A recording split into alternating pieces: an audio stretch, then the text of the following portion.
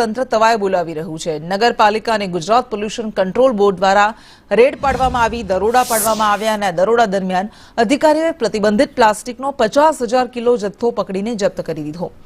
Police બંદોબસ્ત વચ્ચે તપાસ ટીમ દ્વારા દરોડાની કાર્યવાહી કરવામાં આવી હતી। આ કાર્યવાહી દરમિયાન ફેક્ટરીના ગુંડા તત્વો અને તપાસ ટીમના અધિકારીઓ વચ્ચે ઘર્ષણ પણ સર્જાયું હતું, પરંતુ પોલીસની દરમિયાનગીરીને કારણે સરકારી અધિકારીઓએ સફળતાપૂર્વક કાર્યવાહી પૂર્ણ કરી હતી।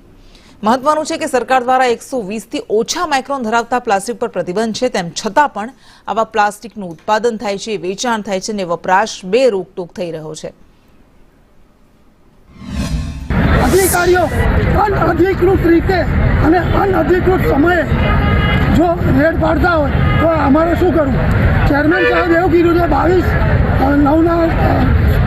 9 સપ્ટેમ્બર 2022માં ચેરમેન સાહેબનો આદેશ એવો છે કે કોઈપણ અધિકારી એસએમના માલિક સિવાય એની વિઝિટ કરી શકતા નથી। તો આ લોકો તાળા તોડી અને ગમે તે રીતે વિઝિટ કઈ રીતે કરી?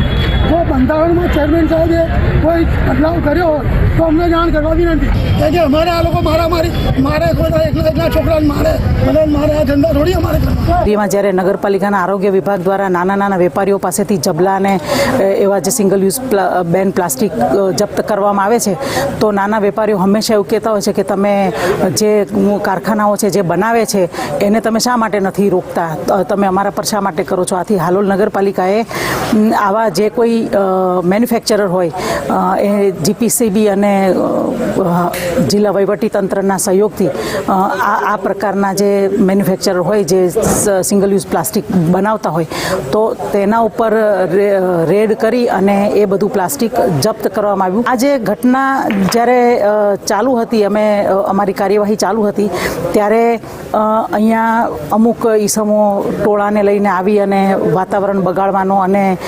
કાર્યવાહીને અટકાવવાનો પ્રયત્ન પણ એ લોકોએ કરેલો।